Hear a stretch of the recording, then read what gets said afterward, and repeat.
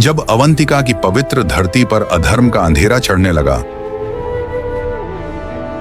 तभी उठा दूषण, एक ऐसा असुर जिसे लोग काल कहने लगे थे। अहंकार में चूर, वरदानों से मदमस्त, वह पूरी सृष्टि को अपने चरणों में झुकाने का स्वप्न लिए चला था। पर दूषण भूल गया था, काल कितना भी भयंकर हो, उसका अंत तो महाकाल के ही हाथों लिखा होता है। और जब भक्तों पर वार होता है, स्वयं महादेव महाकाल बनकर अवतरित होते हैं। दोस्तों, इस अनसुने रहस्य को सुनने से पहले मैं आपसे कुछ कहना चाहता हूं। यह चैनल सिर्फ वीडियो बनाने के लिए नहीं है, ये एक पुकार है हमारे पूर्वजों के उस गहन ज्ञान को, उनकी उस तपस्या को आप तक लाने की। हर वीडियो के पीछे रातों की नींद और दिनों का शोध होता है। एक कड़वा सच ये है कि 99% लोग सिर्फ कंटेंट को कंज्यूम करके चले जाते हैं, पर असली ताकत उन 1% लोगों में होती है जो न सिर्फ देखते हैं बल्कि साथ देते हैं, जो समझते हैं कि हर लाइक और सब्सक्राइब के पीछे एक इंसान का दिल धड़कता है। आज मैं आपसे विनती करता हूं कि आप उस 1% में शामिल हों। ये 3 छोटे कदम हैं। पहला, सब्सक्राइब बटन दबाएं, यह आपका हाथ है जो मेरा हाथ थामता है। दूसरा, घंटी आइकन दबाएं ताकि यह ज्ञान यात्रा जारी रहे। तीसरा, कमेंट में जय श्री कृष्ण लिखें, यह आपके और आपके परिवार के लिए आशीर्वाद बनेगा। आपका एक क्लिक मेरे लिए प्रेरणा है। तो चलिए अब हम साथ साथ चलते हैं उस रहस्यमय यात्रा पर जो शायद आपके दिल को छू जाए। आज से लाखों वर्ष पहले सत्य युग का समय था। अवंतिका, जिसे आज हम उज्जैन के नाम से जानते हैं, उस पवित्र नगरी के समीप रत्नमाल पर्वत की कठोर चट्टानों के बीच एक गहरी अंधेरी गुफा में वास करता था एक असुर, दूषण। पर असुर होने के बावजूद उसकी शक्तियां सीमित थीं। इसी कारण उसका आधिपत्य, उसका प्रकोप रत्नमाल पर्वत की सीमाओं से आगे कभी बढ़ नहीं पाया। मानो प्रकृति स्वयं उसके अहंकार को रोकने के लिए एक अदृश्य सीमा खींच चुकी हो। परंतु दूषण का मन रत्नमाल की सीमाओं में कैद नहीं था। दिन रात वह सिर्फ अवंतिका ही नहीं, पूरी पृथ्वी पर अपने राज्य के विस्तार का स्वप्न देखा करता था। बाकी शक्तिशाली असुरों की भांति उसकी भी लालसा थी, संपूर्ण संसार पर शासन करने की और प्रकृति को अपने अहंकार में भोगने की। पर उसे असुरों के भूतकाल के दुस्साहस का अंजाम भली भांति मालूम था। फिर भी उसकी त्वराकांक्षा बुझने वाली नहीं थी। एक असाधारण और बेजोड़ शक्ति की प्राप्ति के लिए उसने ब्रह्मदेव की घोर तपस्या करने का निर्णय कर लिया। फिर दूषण रत्नमाल पर्वत के घने जंगलों में ब्रह्मदेव की तपस्या में लीन हो गया। वह वर्षों तक अडिग बैठा रहा। हवा, धूप, वर्षा, किसी ने उसकी साधना नहीं तोड़ी। दशक बीत गए पर ब्रह्मदेव प्रकट न हुए। फिर भी दूषण ने हिम्मत नहीं हारी। उसका संकल्प, उसकी घोर तपस्या समय के साथ और भी प्रचंड होती चली गई।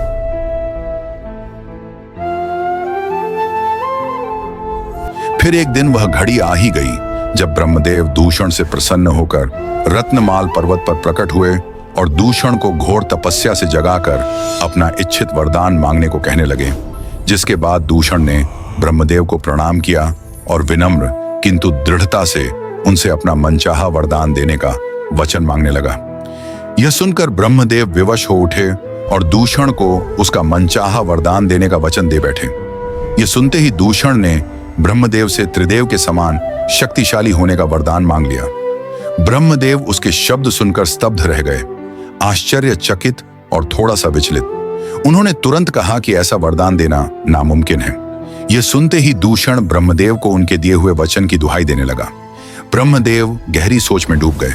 काफी देर तक चिंतन करने के बाद उन्होंने अंततः दूषण को त्रिदेव के समान अत्यंत शक्तिशाली होने का वरदान दे दिया, लेकिन साथ ही एक कठोर चेतावनी भी दे डाली, अपनी शक्ति का दुरुपयोग कभी भी शिव भक्तों पर मत करना। दूषण अहंकार में भरकर बोला, अब उसे किसी परामर्श की आवश्यकता नहीं। वह अपनी नई शक्ति पर ठाके लगाता रहा और उसके इस व्यवहार पर ब्रह्मदेव बस मुस्कुरा दिए। फिर रत्नमाल पर्वत से अंतर्धान हो गए। इसके बाद दूषण अपनी गुफा में लौट आया और तपस्या से प्राप्त शक्तियों का प्रयोग करते हुए उस अंधेरी भयावह गुफा को क्षण भर में एक भव्य राजमहल में बदल डाला। फिर अहंकार से भरा स्वर्णिम सिंहासन पर विराजमान हो गया और फिर दूषण ने अपनी मायावी शक्तियों का विस्तार किया। क्षण भर में उसने अंधकार से हजारों आसुरी योद्धाओं को उत्पन्न करना शुरू कर दिया, मानो धरती पर एक नई दैत्य सेना जन्म ले रही हो। उस विशाल आसुरी सेना को साथ लेकर दूषण ने अवंतिका नगरी पर चढ़ाई कर दी और फिर आसपास के राज्यों पर भी एक के बाद एक भयावह हमले शुरू कर दिए। हर प्रहार के साथ उसका आतंक बढ़ता गया, मानो वह पूरे पृथ्वी को अपने राज्य में समेट लेना चाहता हो। अपने भीषण हमलों के दौरान दूषण ने अनगिनत राजाओं को और उनके असंख्य सैनिकों को इतनी क्रूरता से मौत के घाट उतार दिया कि भूमि तक उसके अत्याचार से कांप उठी। वह ना कोई दया करता था, ना कोई चेतावनी देता था, सिर्फ विनाश छोड़कर आगे बढ़ जाता था। उसका प्रकोप इतना भयानक था कि अत्यंत कम समय में ही अवंतिका सहित कई राज्य और कबीले उसके अधीन हो गए। उसकी प्रचंड शक्तियों से प्रभावित और उसके आतंक से भयभीत होकर पाताल लोक के अनेक असुर भी उसके साथ संधि करने पर विवश हो गए। समय के साथ दूषण का प्रभाव और उसकी शक्ति इतनी विकराल हो चुकी थी कि जिस राज्य पर उसकी दृष्टि पड़ जाती, वहां के राजा युद्ध से पहले ही भय से कांप उठते। कई राजा बिना एक भी शस्त्र उठाए अपना राज्य दूषण के चरणों में समर्पित कर अपनी जान बचाकर दूर दराज भाग जाया करते थे, और जो ऐसा करने का साहस नहीं दिखाते, दूषण उन्हें युद्ध में परास्त कर निर्दयता से मौत के घाट उतार देता। इतना ही नहीं, वह उनके राज्यों पर ही नहीं, उनकी रानियों तक पर अपना अधिकार जमा लेता। दूषण का शासन केवल विजय नहीं, बल्कि अपमान और अत्याचार का प्रतीक बन चुका था। दूषण की इसी क्रूरता के कारण अब पूरा संसार उसे एक ही नाम से जानने लगा था, काल। वह जहां जाता, मृत्यु उसके पीछे पीछे चलती। समय यूं ही बीतता गया। एक एक कर तमाम राज्यों को जीतने के बाद अब दूषण की दृष्टि भगवान की पूजा में लीन ऋषि मुनियों और साधु संतों पर जा टिक गई। भक्ति में डूबे उन चेहरों को देखकर उसके मन में ईर्ष्या की अग्नि भड़क उठी। उसने सोचा, जब पूरा राज्य उसके अधीन है और वह स्वयं त्रिमूर्ति के समान अत्यंत शक्तिशाली बन चुका है, तो फिर यहां भगवान की जय जयकार क्यों? जयकार तो केवल दूषण की होनी चाहिए, क्योंकि अब वही स्वयं को सबका कर्ता धर्ता मानने लगा था।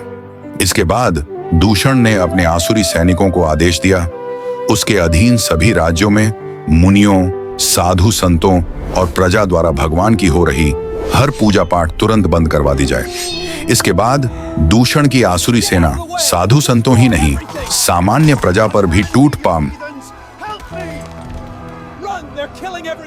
इसके बाद दूषण की आसुरी सेना साधु संतों ही नहीं, सामान्य प्रजा पर भी टूट पड़ी। भगवान की पूजा पाठ तुरंत बंद कराने के लिए वे दबाव डालने लगे, डराने लगे और भय के साए में पूरे नगर को जकड़ने लगे। और जो कोई इसका विरोध करने का साहस करता, दूषण स्वयं उसके सामने आ खड़ा होता।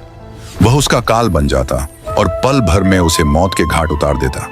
यह भयावह सिलसिला यूं ही महीनों तक चलता रहा और अवंतिका की धरती डर और सन्नाटे में डूबती चली गई। कुछ ही समय में दूषण अपने अधीन सभी राज्यों में भगवान की पूजा पाठ और यज्ञ पूरी तरह से बंद करवा चुका था। अब उसका सीना गर्व से चौड़ा हो चला था और उसका अहंकार अट्टहास बनकर गूंजने लगा था। पर वहीं दूसरी ओर अवंतिका नगरी में ही 4 ब्राह्मण भाई ऐसे भी थे जो महादेव के परम भक्त थे। दूषण के आतंक के बावजूद उन्होंने ना पूजा छोड़ी, न यज्ञ रोका। आसुरी सेना का भय हो या स्वयं दूषण की धमकी, बिना डरे उसके नाक के नीचे ही वे निरंतर महादेव की आराधना और यज्ञ करते रहे, क्योंकि उन्हें विश्वास था, जहां सच्ची भक्ति होती है वहां अधर्म अधिक देर टिक नहीं सकता। दिन यूं ही बीतते गए और फिर एक दिन दूषण के गुप्तचरों ने उसे 4 ब्राह्मण भाइयों द्वारा महादेव की निरंतर पूजा पाठ और यज्ञ की सूचना दे दी। ये सुनते ही दूषण का क्रोध आग की तरह भड़क उठा। फिर उसने ब्रह्मदेव के वरदानी शर्त को ध्यान में रखते हुए अपने कुछ आसुरी सैनिकों को, उन 4 शिव भक्त भाइयों को तत्काल ही महादेव की पूजा पाठ और यज्ञ को सिर्फ रुकवाने और कड़ी चेतावनी देने का आदेश दे दिया। इसके बाद दूषण के आसुरी सैनिक 4 ब्राह्मण शिव भक्त भाइयों के समक्ष आकर खड़े हो गए। उन्होंने थोड़ी नरमी दिखाते हुए कहा, महादेव की पूजा पाठ और यज्ञ तुरंत और सदा के लिए बंद कर दिए जाए। पर शिव भक्ति में अडिग वे 4 ब्राह्मण भाई इस प्रस्ताव को साफ साफ अस्वीकार कर बैठे। उन्होंने बिना भय बिना हिचक आसुरों को आदेश दिया वे तुरंत उनके आश्रम से लौट जाएं। इस निर्भीक अस्वीकार के बाद दूषण के आसुरी सैनिक विवश होकर वहां से लौट पड़े रत्नमाल पर्वत की ओर। और जब वे आसुरी सैनिक असफल होकर दूषण के समक्ष लौटे और सारी बात बताने लगे तो दूषण के क्रोध का कोई ठिकाना न रहा। वह तिलमिला उठा, उसका अहंकार अपमान से ढकने लगा। उसी क्षण उसने निश्चय कर लिया, उन चारों शिव भक्त ब्राह्मण भाइयों को मौत के घाट उतार दिया जाएगा।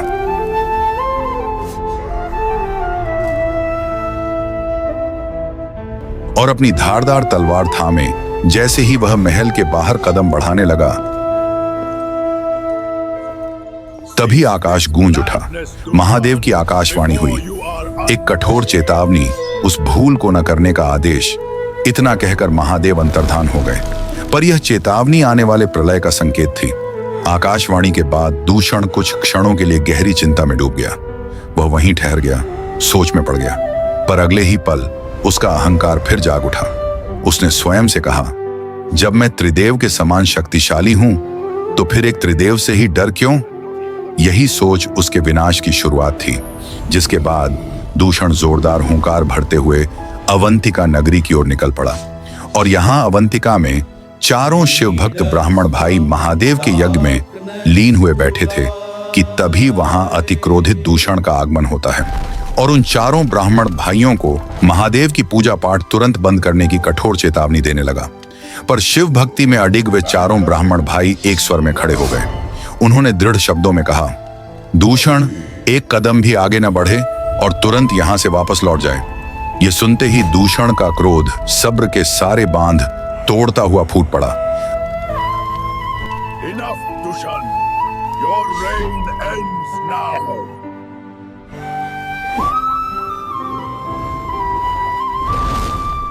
अहंकार और उन्माद में डूबा वह अपनी धारदार तलवार थामे चारों ब्राह्मण भाइयों पर टूट पड़ा, मानो उसी क्षण धर्म को मिटा देना चाहता हो। दूषण जैसे ही अपनी तेजधार तलवार को अति तीव्र गति से घुमाकर चारों ब्राह्मण भाइयों पर प्रहार करने वाला होता है, तभी अचानक उनके ठीक मध्य धरती कांप उठती है। क्षण भर में भयानक गर्जना के साथ धरती का सीना फट पड़ता है। उस भयानक झटके से दूषण संभल न सका और उछलता हुआ काफी दूर जा गिरता है। और तभी धरती का सीना चीरकर धूल, अग्नि और प्रलय की लपटों के बीच स्वयं महादेव महाकाल के रूप में प्रकट हुए। फिर महाकाल ने एक ऐसी गर्जना भरी जिससे आकाश थर्रा उठा, पाताल कांप गया और समय स्वयं एक क्षण के लिए थम सा गया। यह केवल अवतरण नहीं था, यह काल पर महाकाल का घोषित प्रकटन था। उन्हें देखते ही दूषण थरथराने लगा, भय से उसका शरीर कांप उठा। महाकाल के इस प्रलयनकारी रूप को देखकर दूषण समझ गया कि यह कोई और नहीं, स्वयं महादेव ही हैं।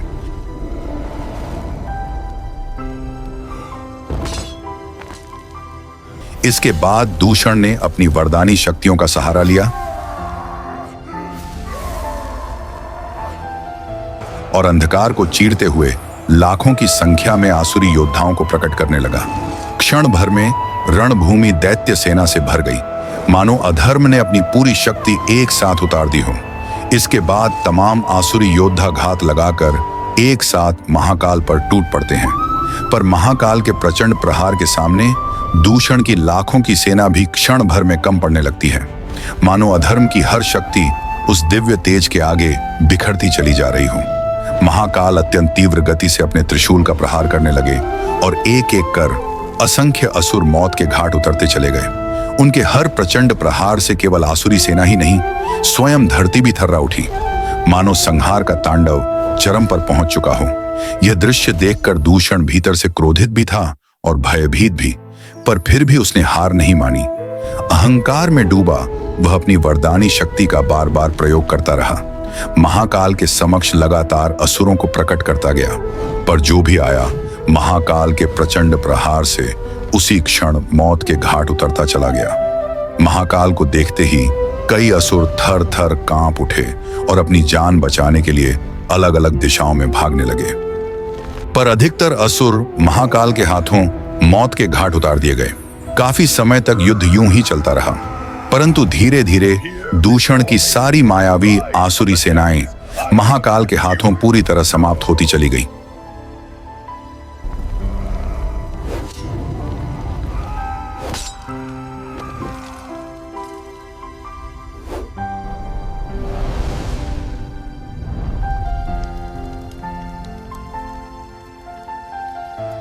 और अब दूषण की वरदानी शक्ति भी शिथिल पड़ने लगी थी। असुरों का प्रकट होना लगभग थम चुका था, पर फिर भी दूषण का अहंकार अभी तक जीवित था। जब उसके सामने कोई और मार्ग शेष न रहा तो उसने महाकाल से स्वयं ही टकराने का निर्णय लिया। और फिर दूषण गरजता हुआ अपनी धारदार तलवार थामे महाकाल पर टूट पड़ा। पर महाकाल अडिग खड़े रहे। दूषण के हर वार का उन्होंने अपने त्रिशूल से उचित उत्तर दिया और फिर एक ही प्रचंड प्रहार में महाकाल ने दूषण को काफी दूर जा फेंका। और फिर महाकाल अति तीव्र गति से हवा में उछले और अगले ही क्षण धरती पर पड़े कराहते हुए दूषण के समक्ष आ खड़े हुए। उनकी दृष्टि में क्रोध की प्रचंड अग्नि दहक उठी और उसी दिव्य तेज से महाकाल ने दूषण को वहीं जलाकर भस्म करना आरंभ कर दिया।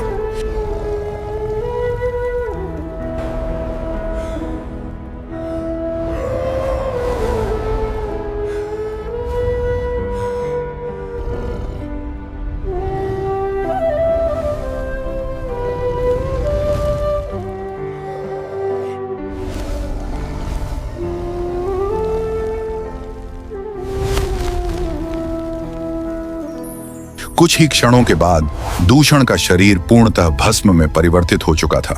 उस अधर्म की भस्म को महाकाल ने अपने पूरे शरीर पर धारण कर लिया, मानो यह घोषणा हो कि अहंकार का अंत सदैव भस्म में ही होता है।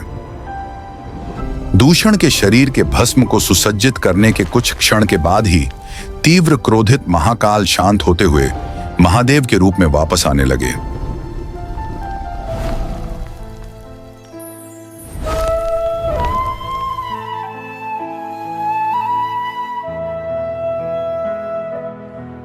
जिसके बाद चारों शिव भक्त ब्राह्मण भाइयों ने महादेव के समक्ष आकर उन्हें अपना अभिवादन और आभार जताया। साथ ही महादेव व महाकाल की जय जयकार लगाते हुए उन्हें अवंतिका नगरी में ही सदैव के लिए बस जाने के लिए प्रार्थना करने लगे।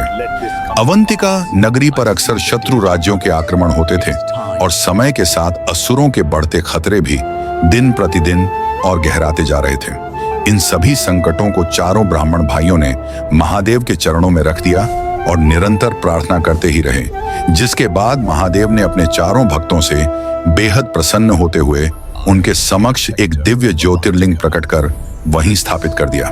इसके बाद महादेव ने उस दिव्य ज्योतिर्लिंग के माध्यम से अवंतिका नगरी को आश्वासन दिया, जब तक यह ज्योतिर्लिंग यहाँ विराजमान रहेगा तब तक अवंतिका पर किसी भी प्रकार की कोई आंच नहीं आने दी जाएगी। इतना कहकर महादेव वहां से अंतर्धान हो गए। इसके पश्चात चारों शिवभक्त ब्राह्मण भाइयों ने अवंतिका को और स्वयं को अत्यंत भाग्यशाली माना। पूरे नगर वासियों को साथ लेकर उन्होंने उस दिव्य ज्योतिर्लिंग की पूजा पाठ आरंभ की, श्रद्धा, भक्ति और कृतज्ञता के साथ। और उसी क्षण उस दिव्य ज्योतिर्लिंग को एक नाम दिया गया, महाकाल। AUM नमः शिवाय।